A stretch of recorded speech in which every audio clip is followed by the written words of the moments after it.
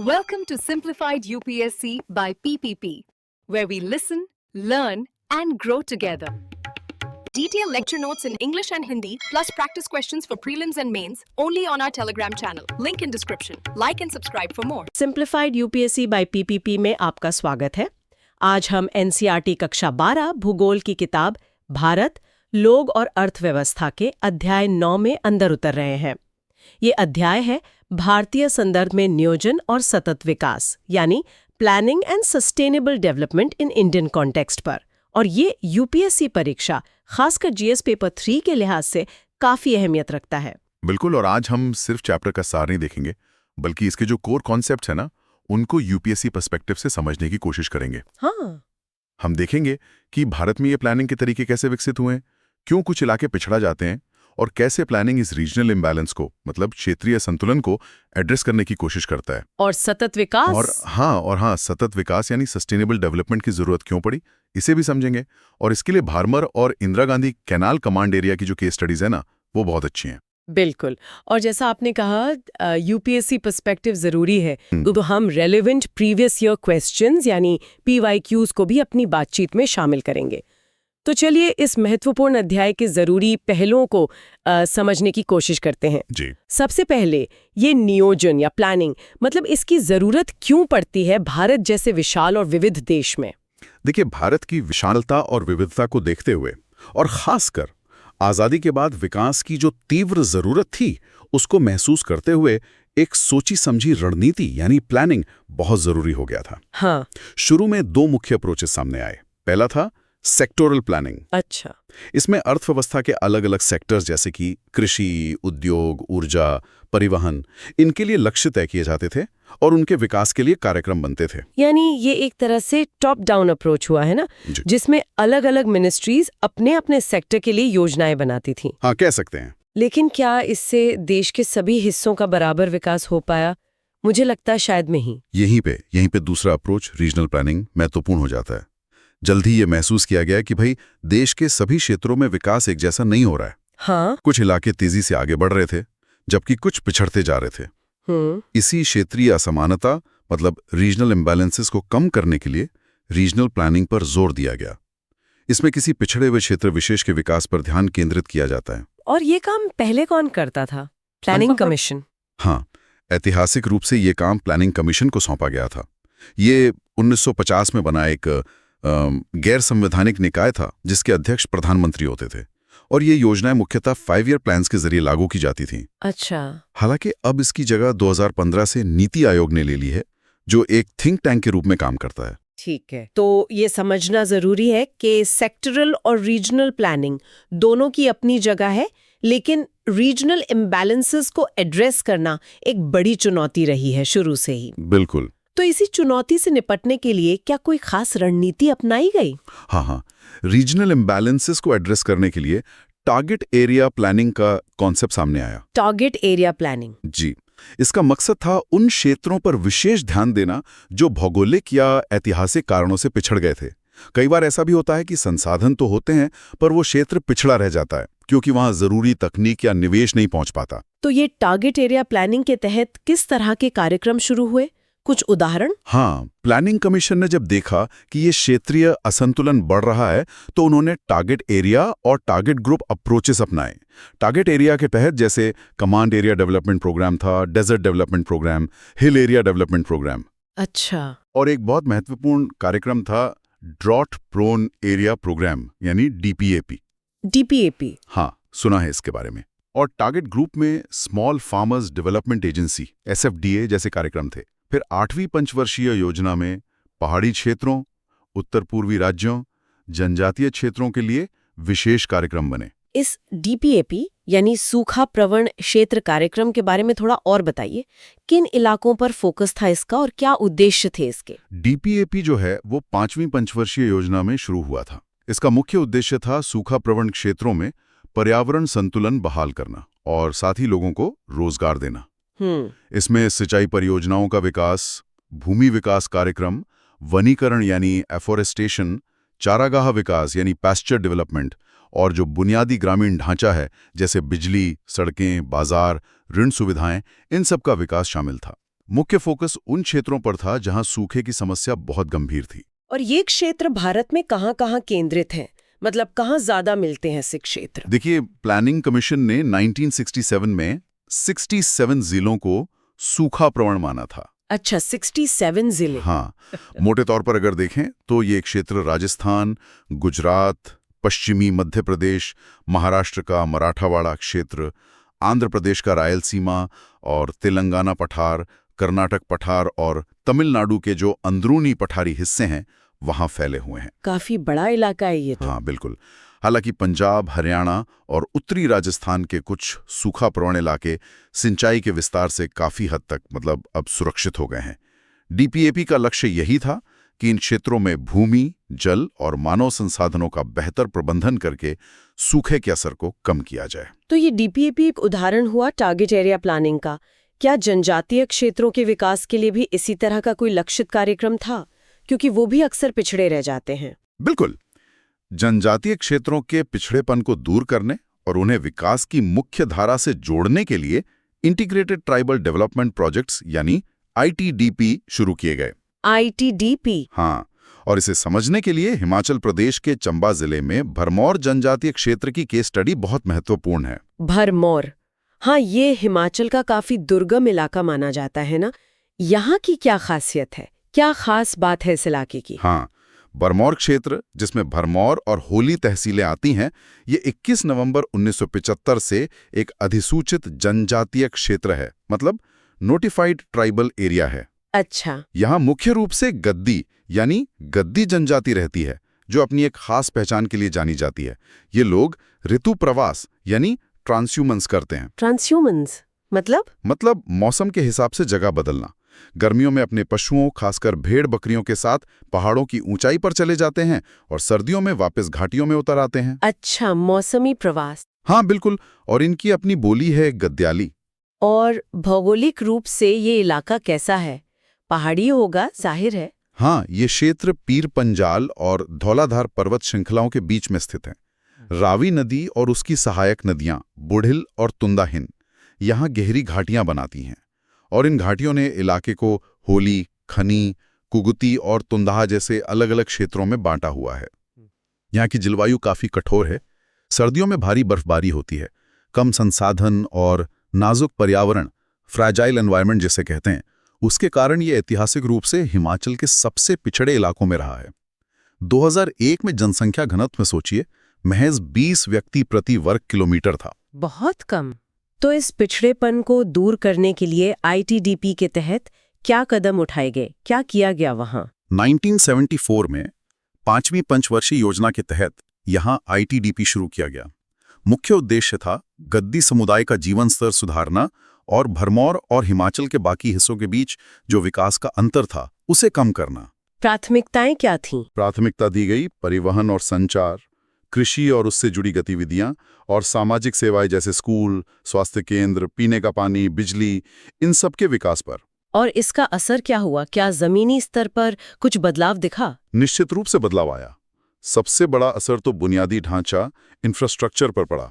School खुले, स्वास्थ्य सुविधाएं बेहतर हुईं, सड़कों का जाल बिछा, बिजली पहुंची। अच्छा। लेकिन ये भी एक सच्चाई है कि इसका फायदा मुख्य रूप से रावी नदी के किनारे बसे होली और खनी क्षेत्रों के गांवों को ज्यादा मिला। कुगती और तुंदाहा जैसे जो दूर दराज के इलाके थे वो अब भी काफी पिछड़े हैं। हाँ, ये असमानता वाली बात तो रहती है अक्सर। और सामाजिक आर्थिक स्तर पर क्या प्रभाव दिखे? सामाजिक स्तर पर सबसे उल्लेखनीय बदलाव साक्षरता दर में दिखा, खासकर महिला साक्षरता दर। हाँ। जो 1971 में सिर्फ 1.88% थी, वो 2001 में बढ़कर 42.83% हो गई। अरे वाह, ये तो बहुत बड़ा उछाल है। बहुत बड़ा। लिंगानुपात सुधरा, बाल विवाह कम हुए। आर्थिक रूप से देखें तो जो पारंपरिक निर्वाह कृषि थी, मकई, जौ वगैरह, उसकी जगह दालों और दूसरी नगदी फसलों ने ले ली। लेकिन एक दिलचस्प बात यह है कि पशुचारण का महत्व घट गया है। अब बहुत कम लोग ट्रांसह्यूमन्स करते हैं। फिर भी सर्दियों में रोजगार के लिए कांगड़ा जैसे इलाकों में जाने का चलन अभी भी है। तो मतलब विकास तो हुआ, लेकिन शायद असमान रहा और पूरी तरह से लोगों की जरूरतों के मुताबिक नहीं ढल पाया। यहीं पर शायद वो सवाल उठता है, जिसका जिक्र UPSC mains 2013 GS paper 3 Q24 में था।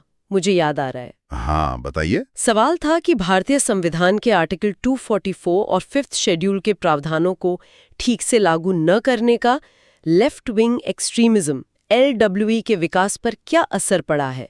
क्या भरमौर जैसे इलाकों के अनुभव से इस सवाल का कोई संबंध जुड़ता है? ये बहुत ही महत्वपूर्ण लिंकेज है, आपने सही पकड़ा। देखिए, आर्टिकल 244 जो है वो अनुसूचित क्षेत्रों शेड्यूल्ड एरियाज और जनजातीय क्षेत्रों ट्राइबल एरियाज के प्रशासन से संबंधित है जी। और 5th शेड्यूल में इन्हीं क्षेत्रों के प्रशासन और नियंत्रण के प्रावधान दिए गए हैं। इनका मकसद क्या है? जनजातीय समुदायों के हितों की रक्षा करना, उनकी संस्कृति को बचाना और उनका विकास सुनिश्चित करना। हाँ। अब जब इन संवैधानिक सुरक्षा उपायों का इम्प्लीमेंटेशन मतलब कार्यान्वयन कमजोर होता है या विकास योजनाओं का फायदा जमीनी स्तर तक खासकर जनजातीय समुदायों तक ठीक से नहीं पहुंचता या उनके जल जंगल जमीन के जो पारंपरिक अधिकार हैं उनकी अनदेखी होती है, तो असंतोष पैदा होता है। बिल्कुल। भरमौर जैसे कई जनजातीय इलाके संसाधनों से भरपूर होने के बावजूद पिछड़े रह जाते हैं।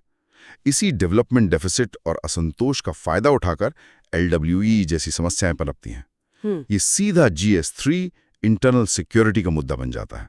और प्रीलिम्स के लिए तो आर्टिकल 244 और 5th शेड्यूल के बेसिक्स जानना बहुत जरूरी है। ये वाकई एक गंभीर मुद्दा है कि विकास की प्रक्रिया कैसे समावेशी हो, इंक्लूसिव हो। चलिए अब विकास की अवधारणा पर ही थोड़ी बात करते हैं। क्या विकास का मतलब हमेशा से वही रहा है जो आज हम समझते हैं, या ये बदला है समय के साथ? नहीं, बिल्कुल बदला है। शुरुआत में काफी समय तक विकास यानी डेवलपमेंट को सिर्फ आर्थिक विकास, इकोनॉमिक ग्रोथ के पैमाने पर ही देखा जाता था। मतलब GDP, GNP। हाँ, मतलब GNP बढ़ रहा है या नहीं, प्रति व्यक्ति आय यानी पर कैपिटा इनकम बढ़ रही है या नहीं, बस इसी पर फोकस था। लेकिन 1960 और 70 के दशक तक ये सोच बदलने लगी। ये महसूस किया गया कि सिर्फ आर्थिक तरक्की ही काफी नहीं है। अच्छा।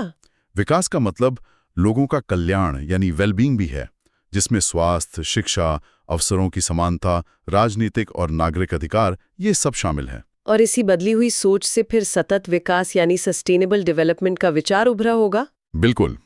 1980 के दशक तक पर्यावरण को लेकर चिंताएं बहुत बढ़ने लगीं। तब संयुक्त राष्ट्र ने world commission on environment and development WCED बनाया। इसके अध्यक्ष नॉर्वे की प्रधानमंत्री ग्रो हार्लेम ब्रंटलैंड थीं। हाँ, ब्रंटलैंड कमीशन। जी, इसीलिए इसे ब्रंटलैंड कमीशन भी कहते हैं। इसी कमीशन ने 1987 में आर कॉमन फ्यूचर नाम से एक ऐतिहासिक रिपोर्ट दी। और इसी रिपोर्ट ने सस्टेनेबल डेवलपमेंट की वो मशहूर परिभाषा दी जो हम सब पढ़ते हैं। हाँ, वही परिभाषा। Sustainable development is development that meets the needs of the present without compromising the ability of future generations to meet their own needs.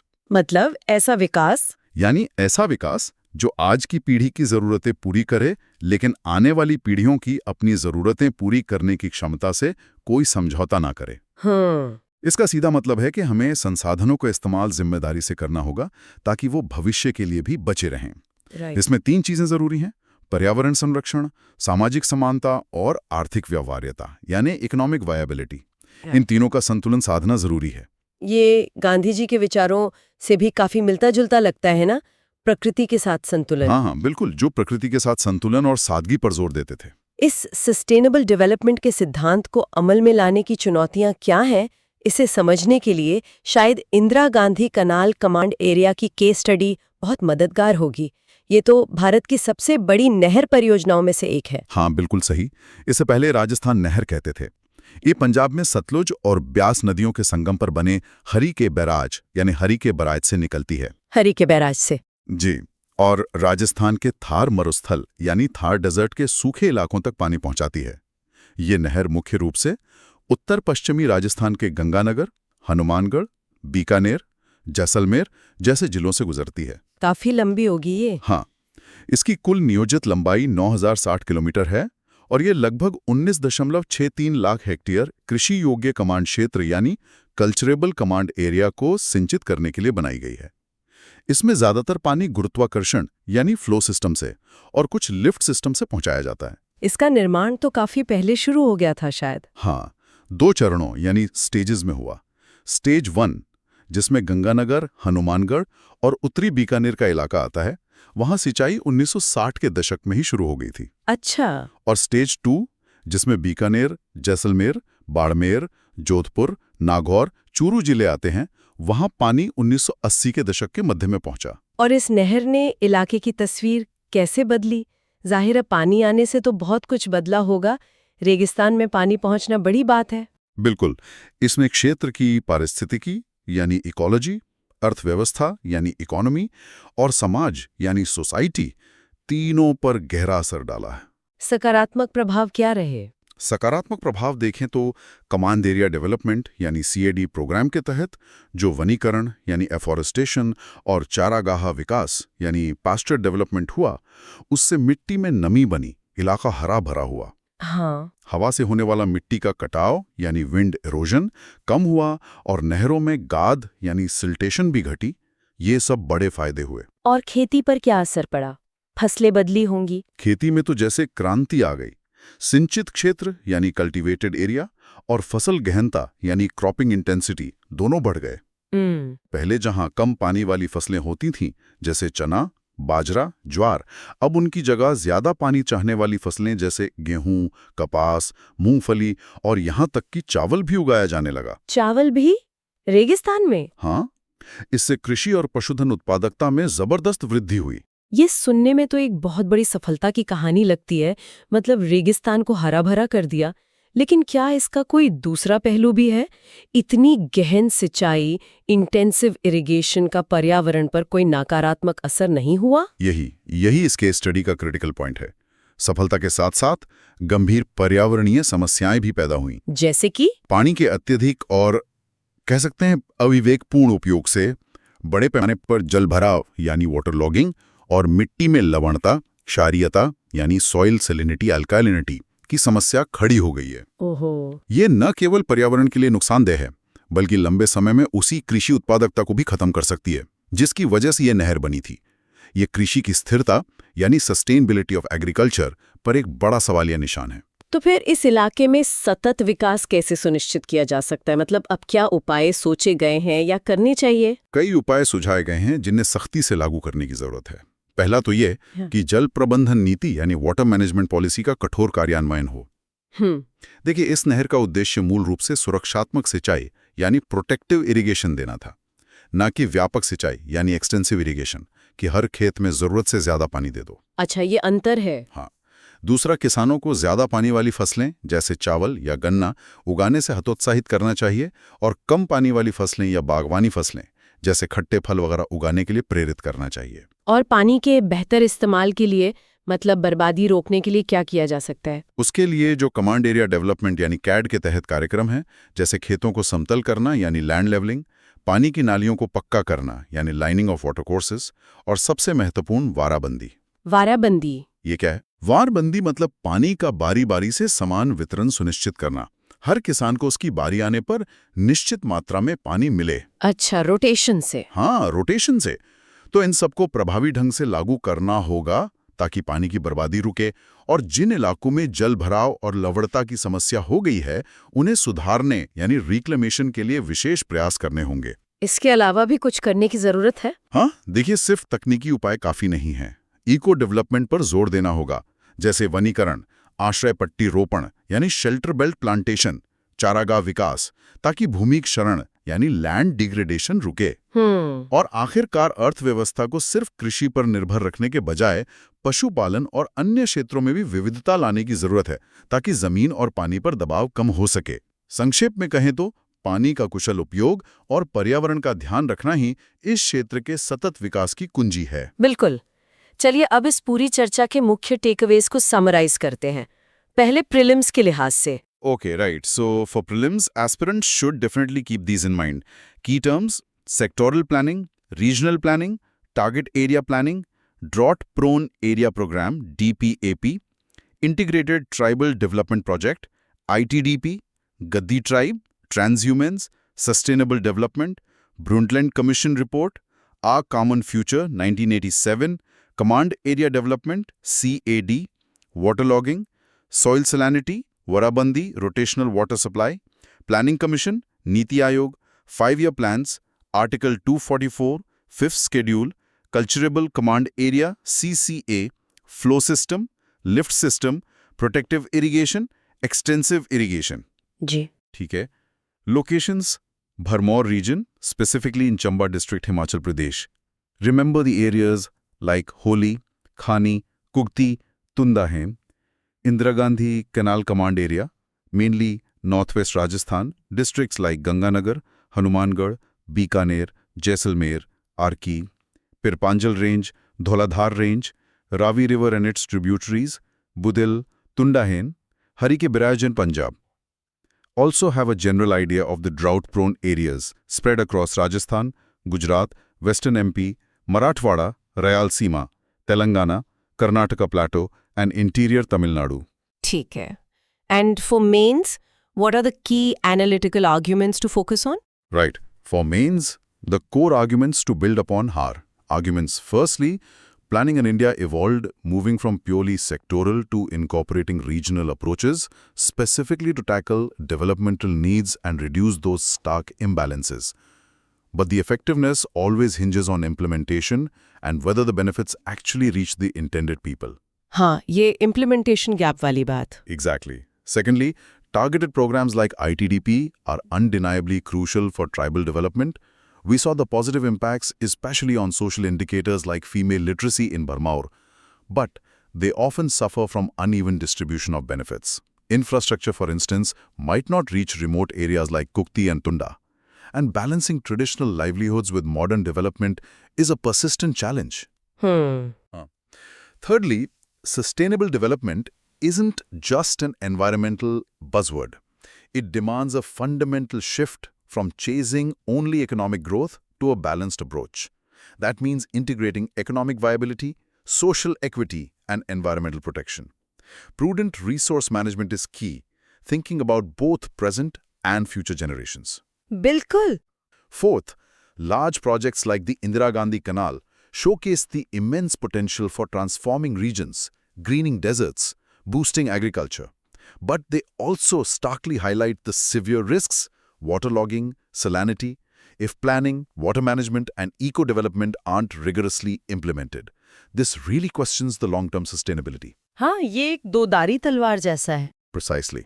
And finally, there's a critical linkage, as we discussed, between development deficits, the inadequate implementation of constitutional safeguards like Article 244, 5th Schedule for tribal communities, and potential threats to internal security.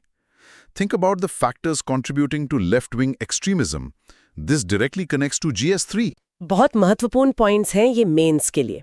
तो आज हमने देखा कि कैसे भारत के विकास के लिए नियोजन एक जरूरी औजार रहा है, लेकिन क्षेत्रीय असमानताओं और सतत विकास की चुनौतियों ने इसे और जटिल बना दिया है। हाँ, भारमौर और इंदिरा गांधी कैनाल की केस स्टडीज हमें यही सिखाती हैं कि योजनाएं बनाना ही काफी नहीं है, उनका जमीन पर सही तरीके से उतरना और पर्यावरण व सामाजिक पहलुओं का ध्यान रखना कितना जरूरी है। बिल्कुल।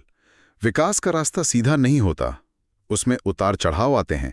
हमें लगातार ये सोचना होगा कि हम तरक्की कैसे करें ताकि वो टिकाऊ हो, समावेशी हो और आने वाली पीढ़ियों के अधिकारों का भी सम्मान करे। हाँ, इसमें संसाधनों का विवेकपूर्ण उपयोग, पर्यावरण संरक्षण और सामाजिक न्याय, ये तीनों स्तंभ मजबूत होने चाहिए। और अंत में हमारी श्रोताओं के लिए एक विचारणीय प्रश्न छोड़ जाते हैं। जैसे जैसे भारत विकास की राह पर तेजी से आगे बढ़ रहा है, हम बड़ी बड़ी विकास परियोजनाओं यानी लार्ज स्केल डेवलपमेंट प्रोजेक्ट्स के जरूरी आर्थिक लाभों को स्थानीय समुदायों, खासकर हाशिए पर रहने वाले वर्गों की सामाजिक जरूरतों और हमारे नाजुक पारिस्थितिकी तंत्र यानी फ्रैजाइल इकोसिस्टम्स के संरक्षण के साथ कैसे संतुलित कर सकते हैं। क्या ये संतुलन साधना ही सतत विकास की असली कसौटी है? इस पर सोचिएगा जरूर। Thanks for watching. Follow us on Telegram and Instagram. Don't forget to like, share, and subscribe.